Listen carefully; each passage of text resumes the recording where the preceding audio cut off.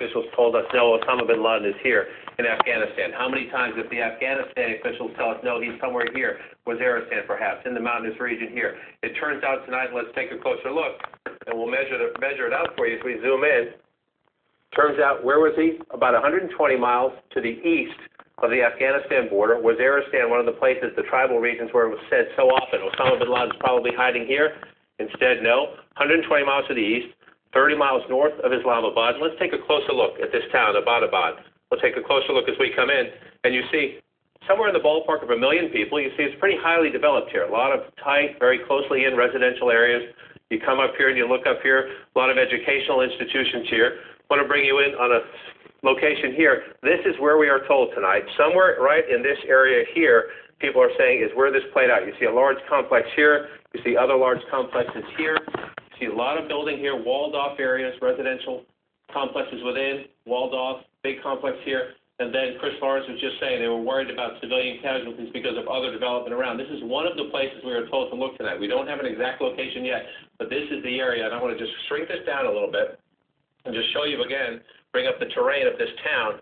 It's in a mountain valley. You see around here, around the outskirts, there are mountains around the outskirts. You come into a valley. It's a city of about 1 million people. Again, just look at this highly dense population up in here, Wolf. But as we look into this here, not in the mountains, not in Afghanistan, not in a cave in Waziristan, but in a very highly developed, highly populated area, we are told, is where this special operation played out.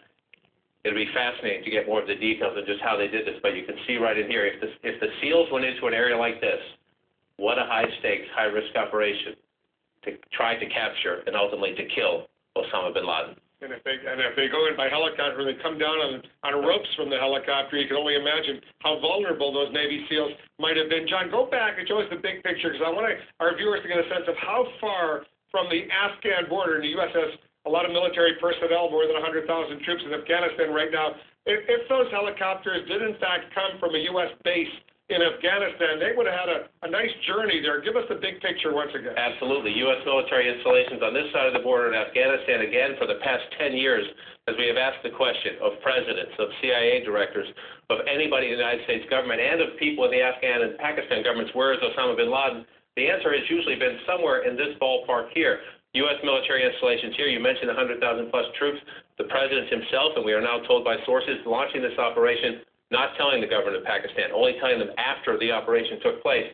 U.S. bases here, coming across the border, and again, let's measure out exactly what we're talking about. As you watch, you zoom in here, and you come off, and then we hit the measure, and you see exactly what we're talking about. 120 miles, once they came over the border, Wolf, 120 miles in, you're 30 miles north of the capital of Pakistan. Right in here, this takes out again. For years, we have focused over here, the tribal areas, the cave areas, the ungovernable areas of Pakistan. But instead, it turns out Osama bin Laden was living in a large city. This is not a suburb. This is a city of about 100,000, of about 1 million people when you come into it here. And you come in, you see how densely populated it is. A very different kind of operation that for years people have talked about, finding bin Laden in a cave, finding bin Laden in a remote area, finding bin Laden protected by tribes up in the hills. No, in fact, it turns out bin Laden was hiding in a very densely populated area. And again, we are told to look at a complex something like this, somewhere in this ballpark over here, we are told tonight, one of the focus of the operations. And you can see some of the walls, you can see large spaces, but you can also see all around it, densely populated areas, which shows you the risks that any of the elite forces that went in looking for him, not only risks of the firefight that we know took place, but risks of civilian casualties. And again, a very bold decision by the President of the United States to launch this operation and tell the Pakistani government after the fact the U.S. Special Forces were right here on the ground, Wolf. Yep. It's as if the President of the United States, he got that 3 a.m. phone call, and he, whether it was 3 a.m. or whatever time it was, and he made the decision. It was a gutsy decision, as you point out, to go ahead and give the authorization as Commander-in-Chief to launch this operation. John, excellent presentation. Stand by for a moment because I want to bring in just to show our viewers what's going on at the White House at Ground Zero. These pictures, folks are still gathering, even though it's now approaching 2 a.m. here on the East Coast. They're gathering and celebrating the death of Osama bin Laden. Nick Payton-Walsh is our correspondent in Kabul, Afghanistan.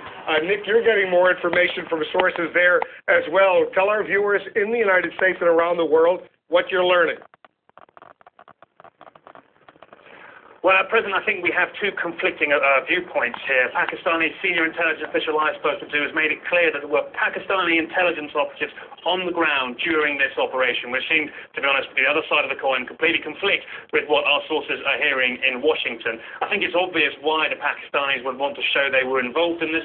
That's to preempt accusations of collusion that perhaps some part of the Pakistani intelligence establishment, which is pretty all-pervasive, frankly, in Pakistan, may have known that bin Laden had been hiding there for a long time. I think it's also interesting to point out where this compound appears to have been based in a big, bustling Pakistani city.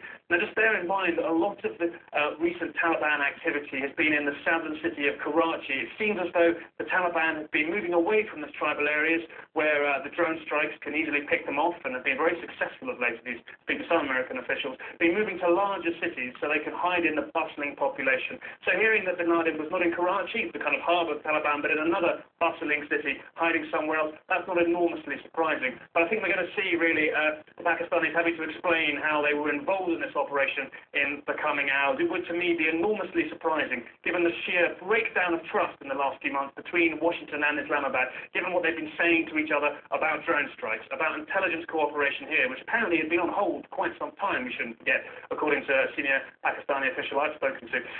But it really would have been remarkably strange for the Americans, the full scope of this hit, this operation with them prior to launching it, Wolf. You know, Nick, a lot of Americans will now say, mission accomplished. Bin Laden is dead. It's time to pull out of Afghanistan. The United States, as you know, has 100,000 troops in Afghanistan.